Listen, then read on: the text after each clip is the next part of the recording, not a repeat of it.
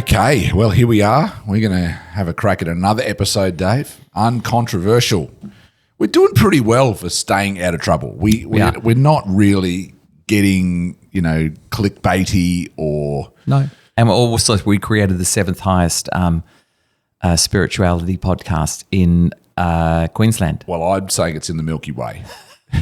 I think this is stratospheric. I don't think it's including the US of A. This is boosted. But anyway, it's high up though, isn't it? We're doing well. Lots of views, lots of people getting in touch with us, letting us know how much they're enjoying it. And so, hey, we're just continuing to try and build the community and say, listen, if there's things you'd love to talk about, this is the final episode for season 1. This is episode 10. And then we will probably have a short break and then reconvene with a new strategy. Very short break. Very short, probably a 2-week break, like just in between other episodes. Yeah. We'll just see how the year unfolds. 2024 is a big year. But today we want to talk about we're gonna call this the myth of balance. And if I change the name later on in the description, so be it. But in regards to family, Dave Gilpin, yes, like we've talked about, raising up generations, being generational in ministry terms. But of course, it's also very important that we understand what it means to raise a great family. Our family really is our first ministry circle. Yeah. And so, whether it's if you're a husband and you've got a wife and children, or whether you're a wife and you've got a husband and a family to look after, whatever it is, it's important that we don't get this wrong, And if we can help somebody with mistakes that maybe we've made, or maybe I don't know. What are you feeling today, Dave? Well, I'm feeling that the word balance. I really annoys me that it just annoys me because when nothing's balanced, when you walk, you put all your weight on the right leg, then all your weight on your left leg, right? You don't roll. God didn't make rollers. He made legs, right? And I think that's the process of moving forward is all weight in one direction and all weight in another direction. And it's not so much seesaw as society does. It's just there's a fine balance in that. But there's a war going on. I think in terms of striving and rushing, then John Mark Comer wrote the book, The Ruthless Elimination of Hurry. And yet Jesus said, that you want to work while it's still day. He said, come on, hurry up. There's a level of urgency that's required if you're going to build the kingdom of God. Yeah, so I think that it's created a personality complex, a polarity in personality in the church. And you've got the resters who feel slightly superior because they're the Marys. And then the Marthas who feel like, well, you slackers, why have you left all the job to us? There's a really interesting thing I was talking about just a couple of weeks ago with somebody, and rest, like what is rest? So the ruthless elimination of hurry, you refer to the Mary versus Martha thing. Rest is actually interesting because from the writer of Hebrews' perspective, rest is not an activity. Rest is a state of being from which you work. And he talks about that the Israelites went into the promised land, but they'd failed to achieve the rest of God. Yeah. So it's not necessarily, I need to go have a holiday or I need to take, 75 days off every year. Rest is not an activity that you do. It's a position that you have in Christ from which you minister, from which you work, from which you do the activity of your life. Yes. But if we turn it into, I haven't had enough rest. Well, rest is supposed to be a place that we live all of the time. Yeah. It's not necessarily a reason to stop doing the call on your life. Yep. I think that's important. And balance, you're right, it's a strange word. We talk about it from a point of view of family, right? So for those who don't know, I'm married, my wife Nina and I have 2 children, Abby who's 10, Olivia who is about to turn 8. We'll have probably turned 8 by the time this episode airs. And brilliant kids, love them dearly. But one of the things that we have adopted early on in our ministry life was that we would not try to create 2 worlds. We would not try to create home life where the kids and mum and dad do family and then let's go and do church life today. But, we've got to pause ministry life because family life is really important. And then, pause family life because now we need to go back to do church world for a season, because there's not enough time in every day to build two worlds. So very early on, we decided, and Pastor Ashnell actually mentored us with this thought, because they've done the same thing. It's become a culture in our church, is that we just do life together. It's all in the one basket. It's Jesus called us to be all in. You know, he didn't say, hey, look, hedge your bets. You know, build the kingdom, seek the kingdom of God, and then seek a few other things and see which one turns out the best. Seek first the kingdom of God, and then all the other things will sort themselves out. That's not balanced. You know, deny yourself. That's not balanced. Like, the kingdom of God is something we're designed to put all of our eggs into. We trust him with our finances. We trust him with our families. We trust him with our marriages. We trust him with our ministry calling. We trust him with our destiny. We trust him with our eternal destiny. But it does require you to get to achieve abundant life. It means you've got to be all in on this thing. What I found was, in terms of creating one world, in that I was, as a personality type, I'm an extremist. And with regards to me planting churches, it was extreme. You know, eventually I think we planted 16 churches in 29 years, right? And I had my hand in a lot of them, right? Yep. And it's extreme. You know, we even planted from the United Kingdom a church in Malaysia, church in Germany, church in Ghana, right? It's just extremism, right? But then God said to me, hey, that person that you are is the true, authentic Dave Gilpin. So be that at home. So don't reduce your work to be consistent with your laziness at home. Remove your laziness at home. Be the extremist at home, right? So that's good. Yeah. So then I transferred it to my son, only one child, and so every, I don't know, maybe 2 or 3 times a year, I'd say to him on the Friday, let's go down to London. It's a 3-hour trip down to London. Let's see a show, come back at 2 or 3 a.m. How old was Ryan at that point? Yep. 8, 9, 10, 11, 12, 13, 14, right? Yep. But that's me introducing him to an extreme lifestyle. Yeah. So that's me with integrity being the same person at work as at home. And I think that a lot of guys are brilliant businessmen, but they're terrible husbands. They're brilliant businessmen, but they're terrible fathers, right? Which means they're living in a dichotomy. And I think the idea isn't for them to be terrible businessmen to bring the unity back. Yep. It's to up their game at home. And so, with regards to gifts to my wife, I think I've been an extremist, and I've, you are going to embarrass me here, because this is probably the weakest area of my entire life. Well, my wife likes presents, right? Go ahead. And I like quite giving presents, because they're you give my wife more presents than I give her. Well, they're quite simple things to do, right? They're quite simple. And also I'm deflecting, because instead of bringing emotion, a gift is emotionless, right? But I find that it's a good transaction for me. It suits me. Yeah. And it's a good transaction. So your gift makes room for you. Yeah. So the amount of handbags that I bought her is enormous. The amount of, but that's me. It should be enormous, because that's me bringing an extreme mentality back into the household. Yeah. Wow. And I think that's been the problem with a lot of men in ministry.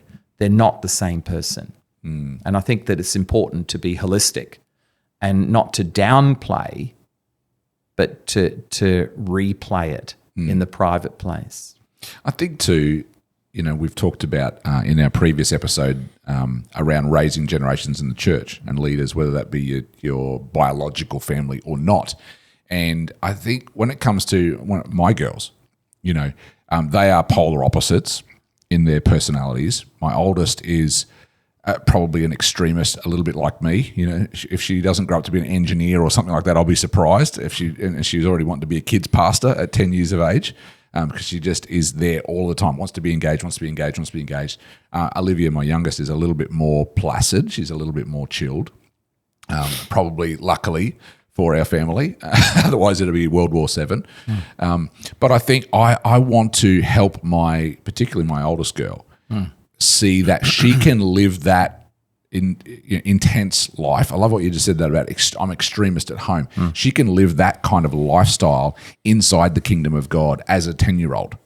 You know what I mean? So Yep. she is the Pied Piper here at church. She will run around with all the 1, 2, 3-year-olds, carries them around. She packs a bag at home before she comes in with toys for the little kids. Okay. She serves in our 1-year-old ministry, our 2 to 5-year-old ministry.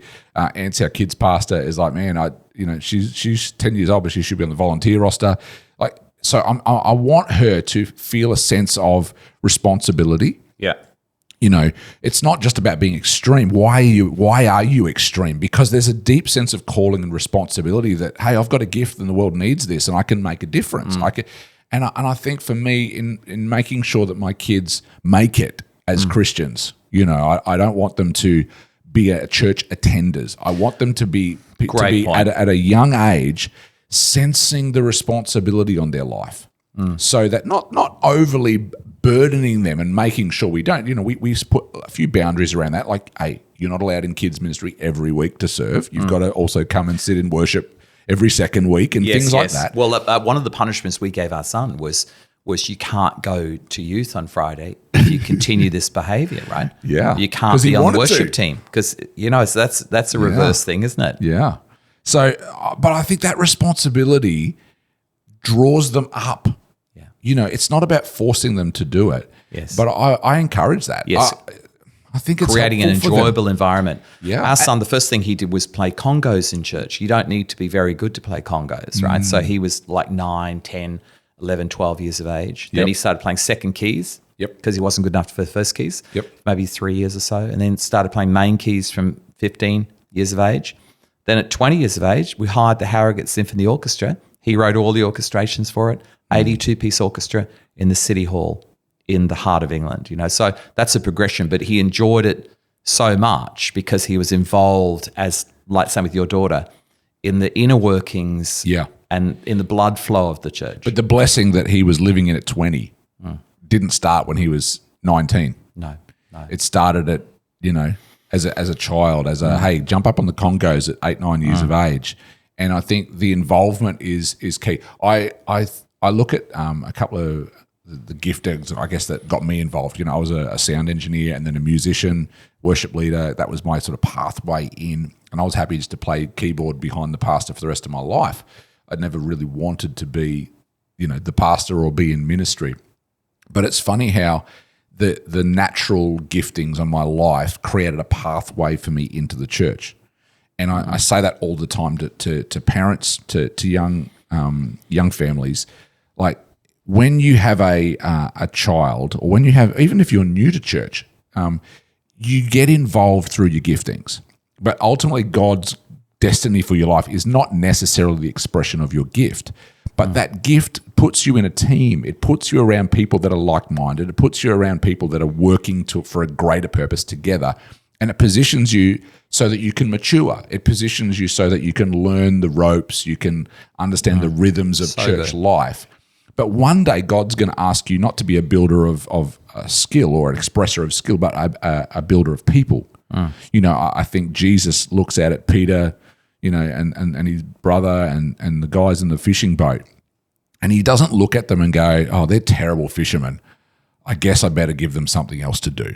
He looks at young men who are passionate about what they do, and he sees their excellence, and he's like, man, they know how to fish for fish. Well, I'm going to teach them how to fish for men. But the skill set was there. It was developed. Yeah. You know, when Elijah has his mental breakdown and God goes, what are you doing here, Elijah? Well, he goes back down the mountain. God goes, go back down the mountain, anoint Elisha to be your replacement. And he walks over the hill and he sees Elisha with 24 head of oxen plowing. You know, there's a passion about Elisha. That's over the top. It's a little bit extreme, but Elisha, before he was ever in ministry, before he was ever carrying the presence of God, before he was prophesying and doing miracles, he had an ability, a skill that positioned him in a place where God could use him. So good. And I think when you're raising your kids in church life, like, get them involved, give them responsibility, appropriate age responsibility, so they feel, oh, this is not just the place that I go, and this is not just mum and dad's church, but this is my church. This is my family.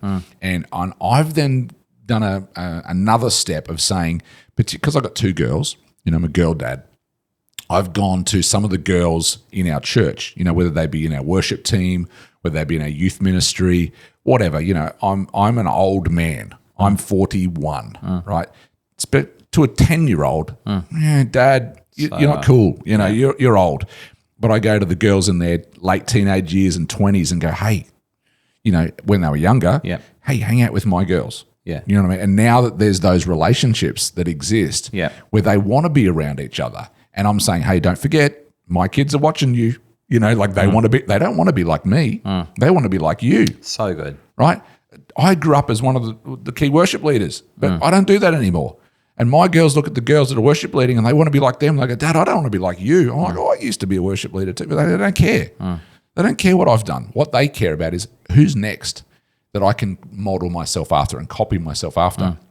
I can nearly take my hands off and So just good. let the village and let the church, you know, absorb my children, because where else would you want them absorbed? Yeah. You know, they're going to be in kids ministry every week. When they get to youth, they're going to build one of the greatest youth ministries on the planet. When they get older, I don't push them into anything. The church kind of just draws them along because we've been intentional about that village mentality. Sunday, Monday, Tuesday, Wednesday, Thursday. This is our world. This is our life. And, you know, so far, so good. Yeah, so good though. I think there's a point, and I'd say during the teenage years, but it could be the 20s, right, where a child develops their own walk with God. And I think that the only place they develop that is in a crisis situation. And I think that's the problem with parenting, in that there's a part of every child's life that has a fence around it.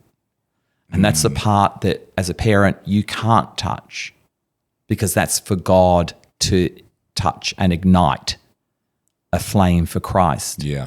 And I think there's pain in parenting, in that you want to be their entire guardian. You want to be their entire source of comfort and revelation.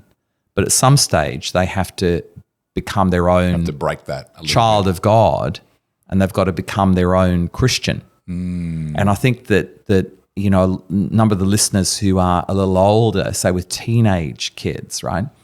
There's a guardianship, but not an ownership.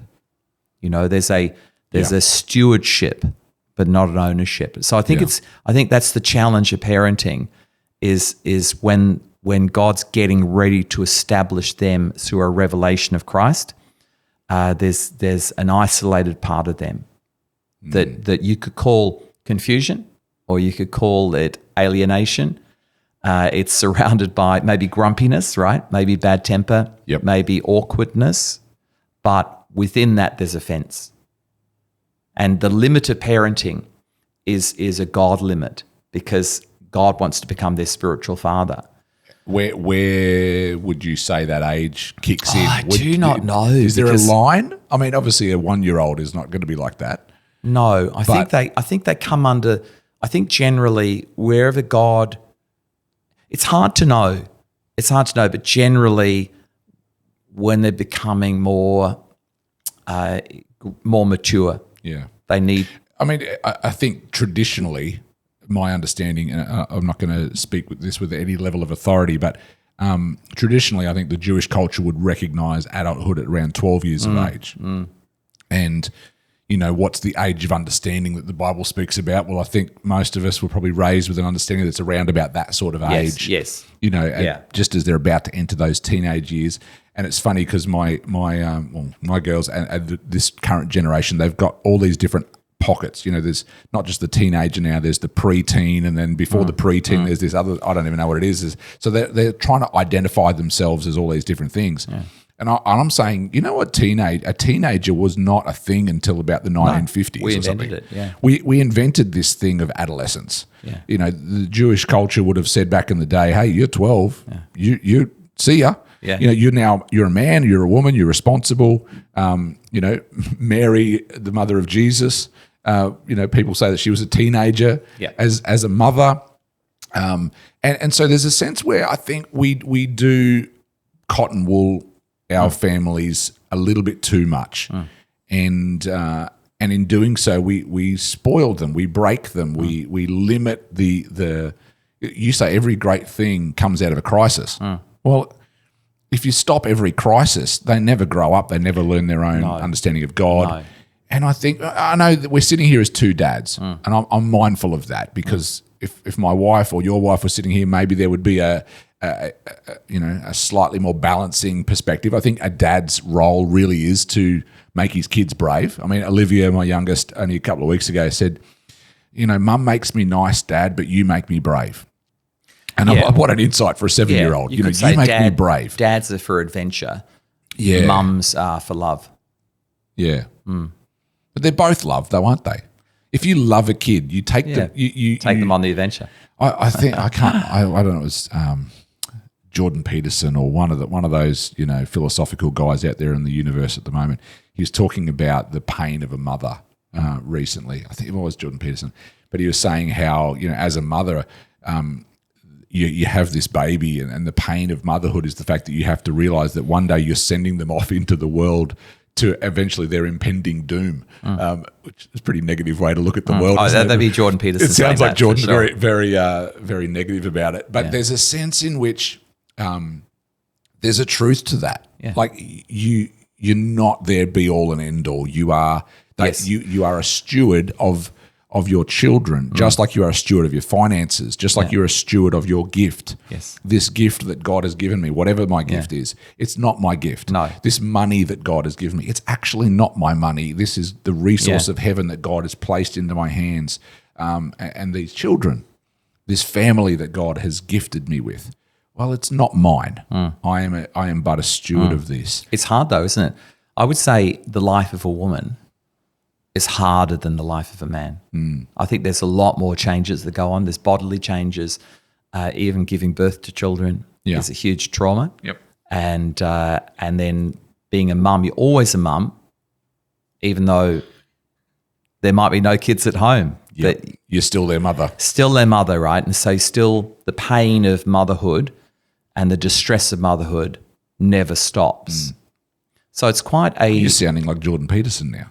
Well, it is. I get what you're saying. It is the suffering side of life, right? Yeah. And that umbilical cord, it does break in terms of your stewarding, but it's still a wrestle, right? Because you're a natural mother. You have a soul connection forever. I think and also with women, there's a lot of changes. They often give up their career for the sake of the kids, then have to pick a career back up again.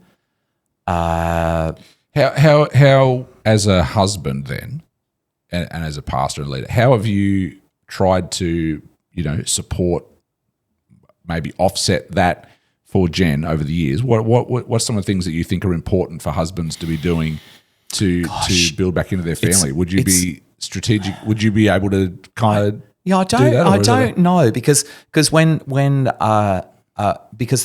again worldly value. A woman.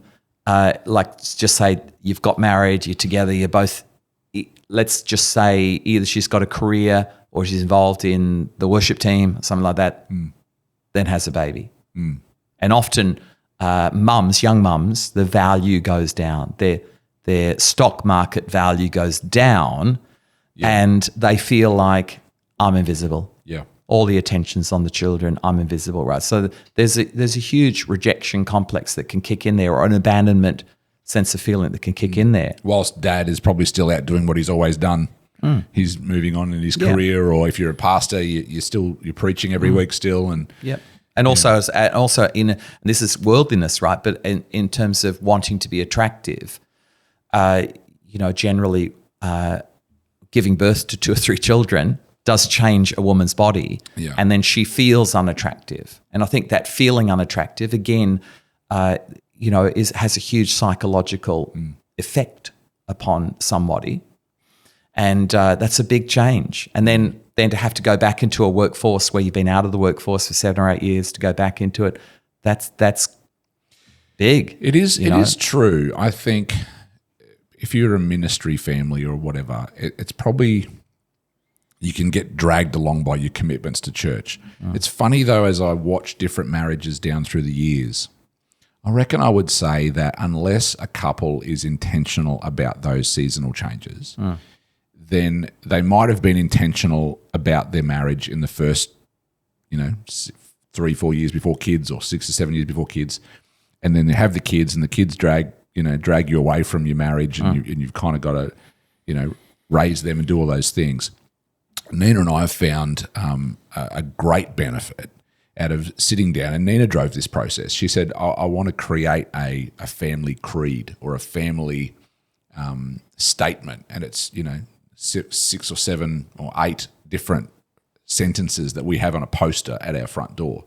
And it's been incredibly helpful for us because they're not behavioural dictates as much as they are statements of identity. We are strong, brave, courageous, and kind. We choose words that build, attitudes that honour, and hearts that are grateful. We build our home as an extension of his home. And we have these things that are identity statements. Yeah. And we did that at a time in our marriage where it wasn't like our marriage was on the rocks or bad, but it was getting dragged along by the urgency of the responsibilities that we had.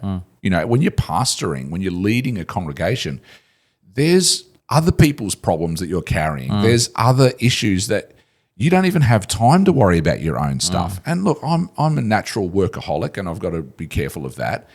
But I think there is a sense where that can drive you along. And if you fail to have a vision for your own marriage, and a failure to create a vision is a failure to aim at anything, and then you sort of just accept anything. Yeah.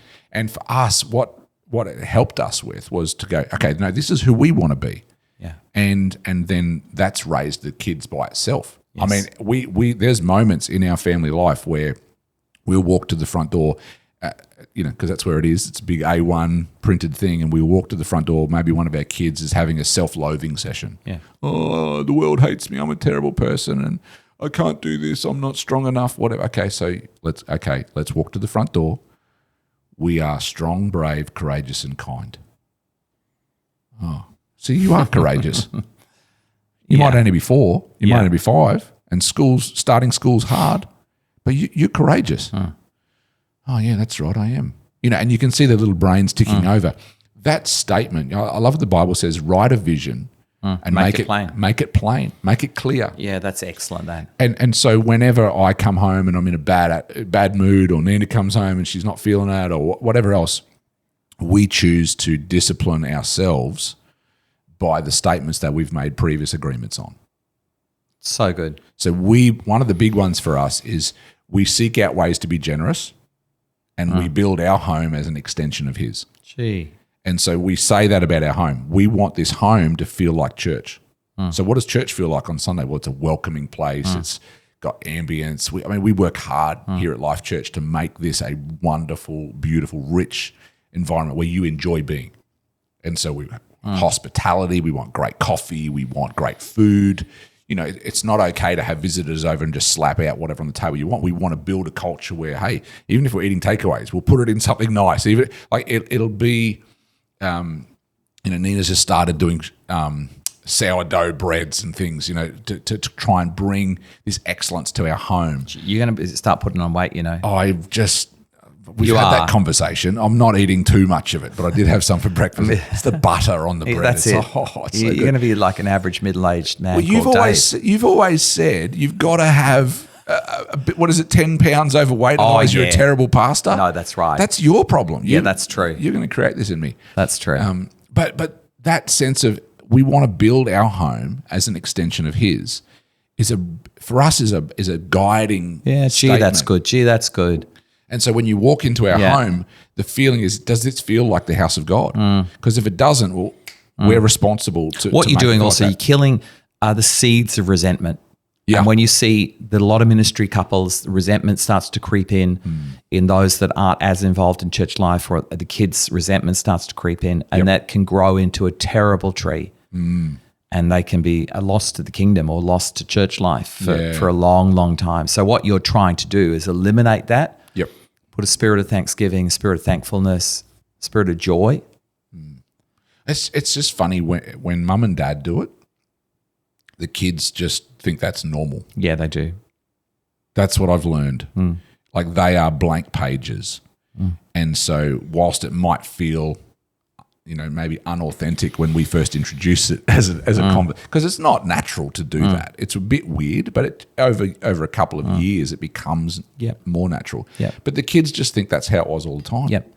The downside slightly in church life is that people who maybe have come for 2 or 3 years every now and again, they suddenly disappear.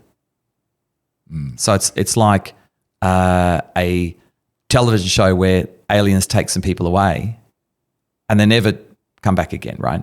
And I think that a lot of PKs, pastors' kids, find that. They're having a fabulous time with Susie. Susie disappears. Yeah. And a shearing culture is a 21st century culture because again, people hide their emotions, they hide their discrepancies, they hide their feeling of alienation themselves. Somebody else becomes the main worship leader. They should have got the job. They can't deal with that sense of rejection. See you later.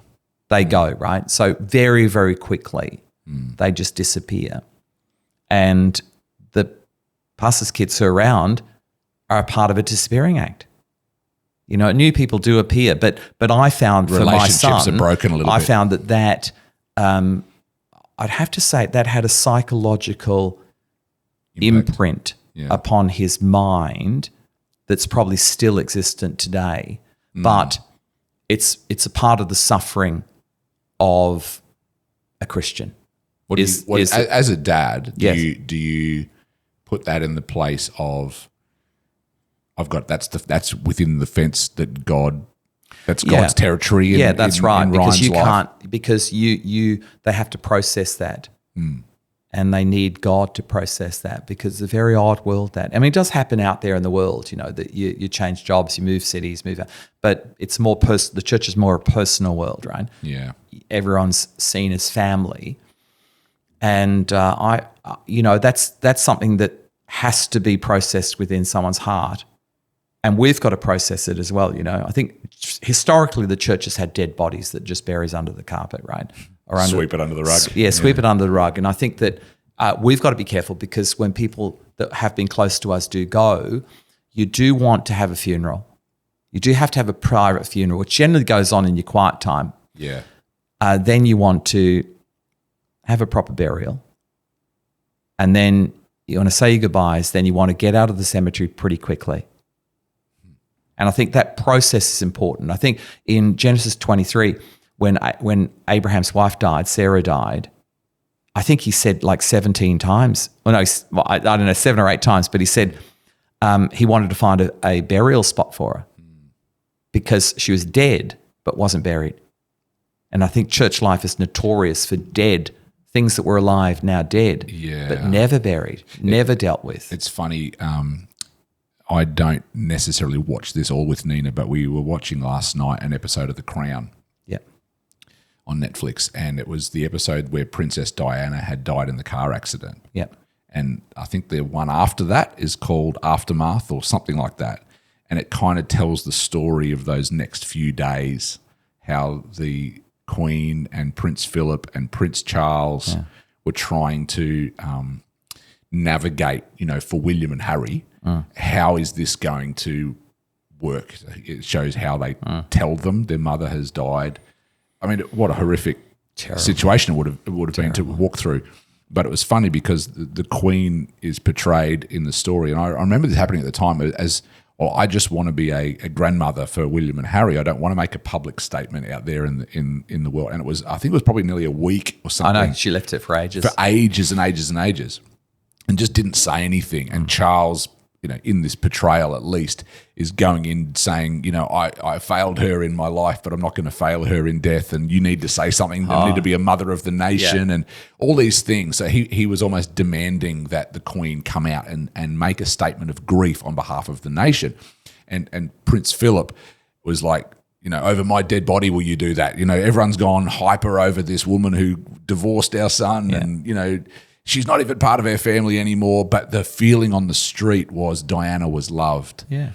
And so the Queen eventually comes out and makes the statement of saying, how the values that Diana lived for were beautiful and we're all grieving today and whatever. But I remember that at the time thinking, wow, the Queen nearly backed herself into a corner there by not acknowledging the loss. That's right. That's right. Missing out on the whole process of national mourning. Yeah, and the old school mentality was the Crown doesn't get emotional. The Crown doesn't, say these things. And sometimes as a dad, or as we've come back to ministry, family, church life, sometimes the senior pastor can think, I can't be emotional about this. I can't acknowledge that person who just betrayed the church and walked out and stabbed the one of the leaders in the back or whatever else. But there sometimes is a need, particularly within your family, Yes. to acknowledge, hey, this hurt.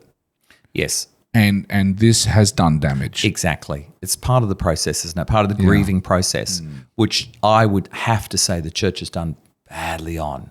You know, even a pastoral team needs to go through a grieving process.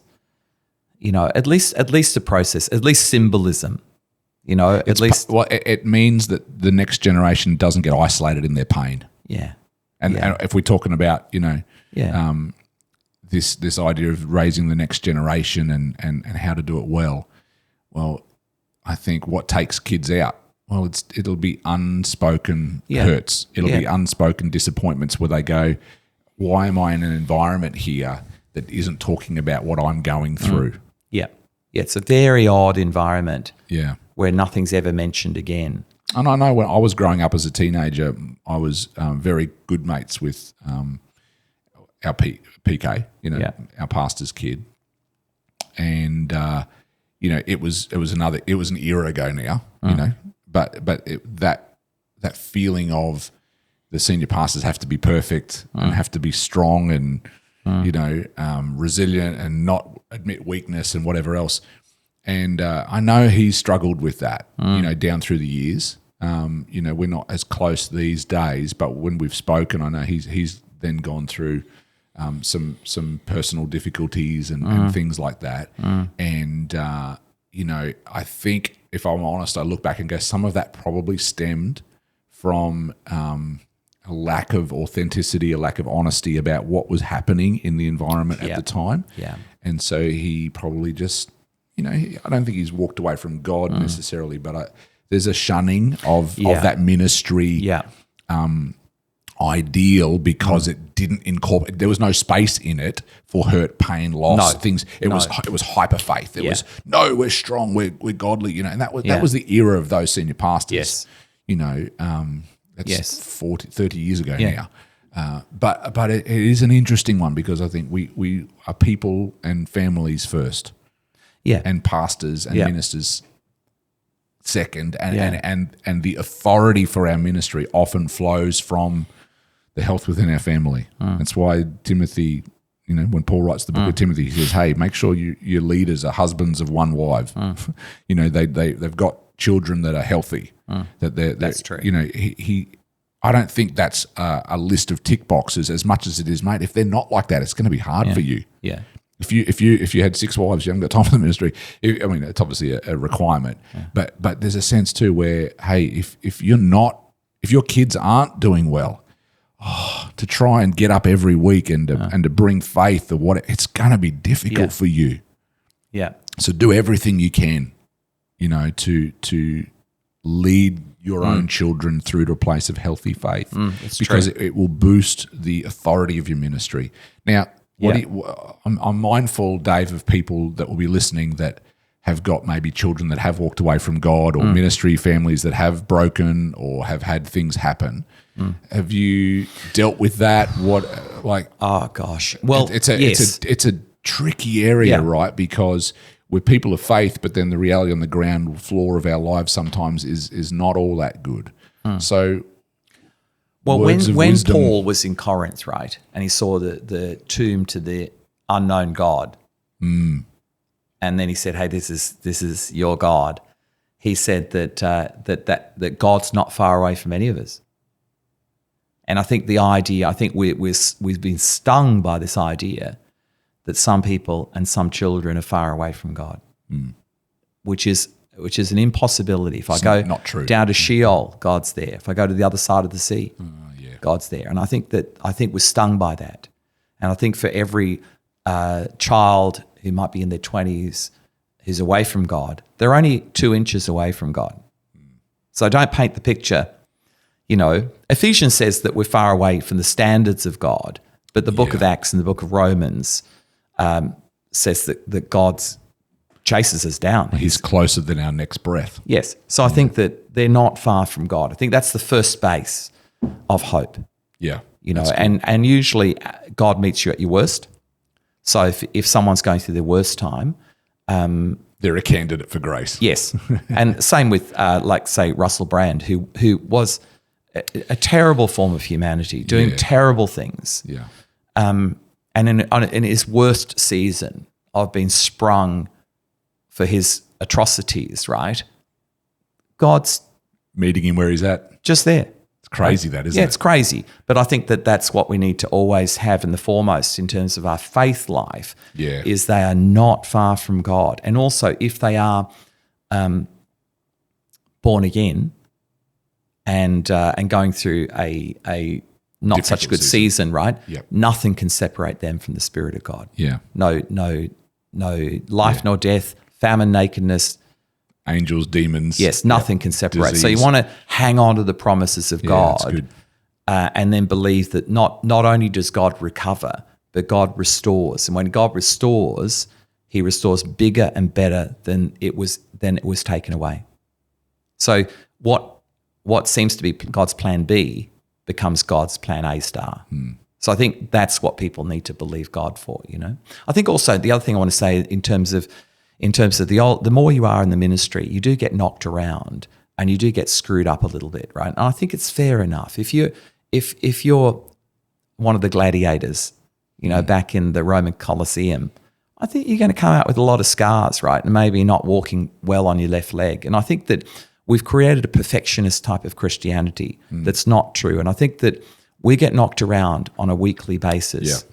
And we knock people around as well, but we get knocked around, right? And there's a lot of heartache, there's a lot of disappointment, there's a lot of expectations we don't meet about ourselves, there's a lot of stuff that goes on. And I think the idea of being fresh-faced at the end of your life is not right.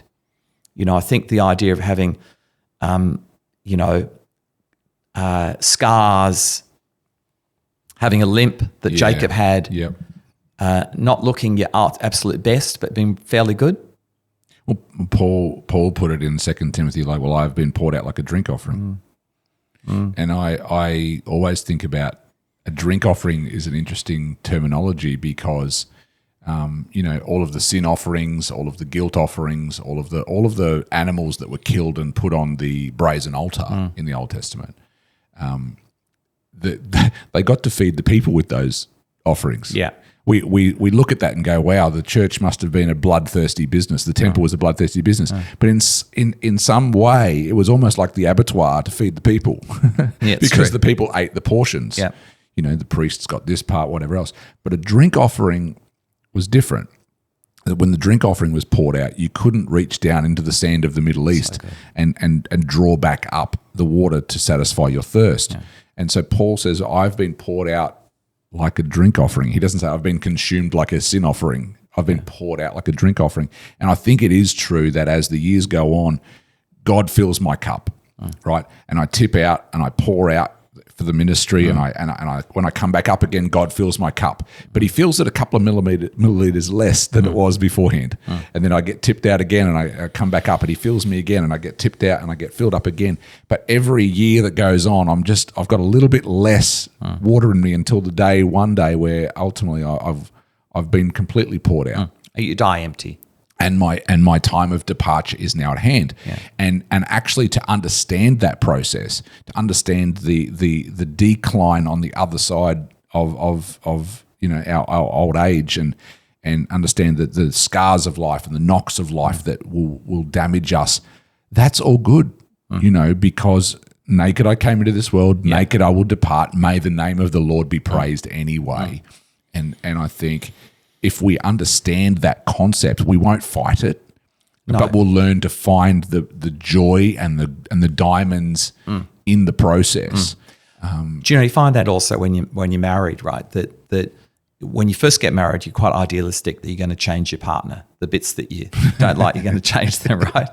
This is good because we're talking about family, marriage, and ministry. And then after a while, you think, I'm going to have to accept them because every time I try and change them, it works out to be World War III. Yeah. I'll try and change them. But then after you've tried to change them, then you actually do feel sympathy towards them, that this is a very tough journey that we've been on. And so you gain a bit of compassion for them, not just acceptance Yep. of them, Yep. you know? So in one respect, love returns later on because you've both been through. The fact that we're still here Yes. means something. Yes. And the shared experiences have Yes. grown so much Yeah. that and what you've that's really beautiful. It's a tough road, though. I've got to take my hat off to every pastor. If you're on furlough or you've been in ministry overseas in like Afghanistan, it's a 7-year stint. Come back, furlough, go back maybe for 7 more years, but very rarely does someone go back a third time. That's about it, isn't it? After that, Yeah, but that's 3 years preparing. So then 7 years, there's 10 years. 20 years. Yeah, 20 years is 14 years. It takes 20 years, right? So that's a large chunk of your life. Yeah. And then general recovery takes a bit of time, you know. So I think that the idea of full-time ministry for 40 years, gosh, that's big time stuff, right? That's to maintain sanity for that Yep. and a degree of health for that. I've got to say that's huge, you know, because we keep getting stats from America saying, you know, through COVID, burnout. so many pastors want to resign. Well, just resign. Gee, just resign, No, have a break, have a break, and then maybe in 2 or 3 years' time, come back into the ministry. Well, it is important because, you know, the idea of being a hero doesn't mean that you have to go down with the ship. No, that's right. I think being a hero is learning, and I'm learning this. You know, learn your capacity, learn your limits, and then take your holidays. You know, teach the church to live without you for seasons of the life. Brilliant. Because if they become so Dependent. if you go, I can't afford to take a holiday because the church will collapse without me. Something's not healthy about that leadership. That's right. There's got to be a sense where you're raising the church to a place where they can live without you for 3 or 4 weeks or 5 weeks every year. They can do, you know, not every week, right? But there must be an ability over time, and maybe not when you're pioneering for the first 3 or 4 years. Of course, understand the seasons. Yeah. But at some point, you've got to be able to let the church go and go, oh, look, it can stand on its own 2 feet. Because if that doesn't happen, the day that you do keel over and die, or the day you do have to retire because of ill health, or the day that something happens because you did run too hard and you That's right. burned yourself out, and out of your exhaustion you make some silly mistake. Well, what's going to happen to the church now? Was it always your church, or is it Jesus' church? And so, you know, take your holidays, have breaks, build sustainability, build the kind, I always say this, build the kind of life that you don't need to take a holiday from, but then have the holidays as bonuses anyway. If you put all your hope in a holiday, you go away on holidays, and because you've had a horrible exactly. life, you'll end up fighting like cats and No, you dogs on will. holidays anyway. You will. So if you're, oh man, we're so tired, we need a holiday. I'm like, you're not going to enjoy that holiday. You're going to kill each other on the holiday because you'll have this unrealistic picture of how good the holiday should have been, and it just will never be that good. I mean, particularly when you live on the Sunshine Coast or the Gold Coast, you know what I mean? Like, where do you go? I'm always like that. Going, I don't know where I want to go on holidays. I'm just going to sit in my own house and go down to the beach 10 minutes down the road. But I think build the life that you don't need to escape from. Yeah, that's excellent, then. Don't be like, I'm dying. I've got to escape, and then think that the holiday is going to save your butt. It's not. No. You've got to build sustainably, build with a trust that this is Jesus' church. Don't surrender your family on the altar of ministry.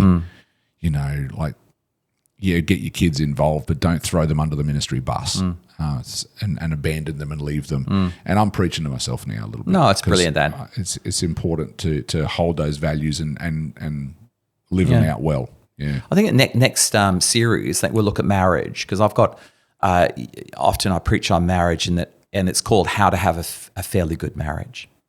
You know, and I think that's and I think that because we've got this idea that of a perfect Ken and Barbie type marriage, right? Oh, that's so good. And I think have that- a fairly good marriage. And I think that you want to just drop it a little bit, right? Drop the expectation a little bit. Yeah. And realize fairly good's good. You know? that is fairly good is good enough. Yeah, I think it's good though, because otherwise perfection kills a marriage. Well, what you're really talking about is managing your expectations so that they are Look, there's a gap between being super realistic and being full of faith. You got to manage that tension. Yeah. That's not a problem. No. It's okay to have faith, but realize that maybe you'll, as a visionary, you'll never fully live out everything that you can and have imagine. slightly clunky marriage is fine. Clunky's okay because we're going through a lot of transitions. There's a lot going on. Yeah. And I think if you just lower the expectation a bit, I just think that it just lets the marriage breathe a little bit. Well, it means that you'll be more comfortable to live that out in front of your church too. Yeah. And take the pressure off other people to try and be perfect. But we'll talk about that in Season 2. in season 2, which is coming up soon. We do need to wrap this up. We do, Ricky. This It's has been great. fun. 10 episodes. Dave. Enjoyed it. We didn't know whether we'd do 1, 2, 3, No. 4, 10 seasons. No. But here we are. We finished the first leg of this journey. And again, we would love to know if you've connected with us, where you're at, where you're from, what your story is, how this has blessed you. Because, we're not doing this because we feel the need to. It is a bit of work. It's a lot of work and to we do want this. to encourage. And we want it to land into the kingdom of God in such a way that it blesses people and encourages them. And so, hey, we'd love to hear from you. We'd love to know whether that's the case or not. And what to speak about. Yeah. And where we can help. Yep. And I think Dave and I got heaps of ideas. We could talk forever, but it'd be great to be able to be targeting a little bit of what we can do. I think it would be cool next season to get some guests. Yeah, we will get some guests in. Do some wider conversations. Yep, that'd be and brilliant. we'll do some brainstorming and think about that. But this is fun. We've enjoyed it. I loved chatting with you, Dave. It's been great, Rick. Thank you for your time. Been brilliant. Thank you for everybody who's listening and joining us on the journey. We'll probably pause for a few weeks, but we'll come back on social media and let everybody know when season 2 will be launching. Brilliant. God bless. Have a great break, because we're going to have a break. You can just go back and listen to someone else on your podcast if you want to. But this has been season 1, the uncontroversial podcast. Let us know where you're from. It's been a blessing being in your ears for this period of time, and we will talk to you soon. Fabulous.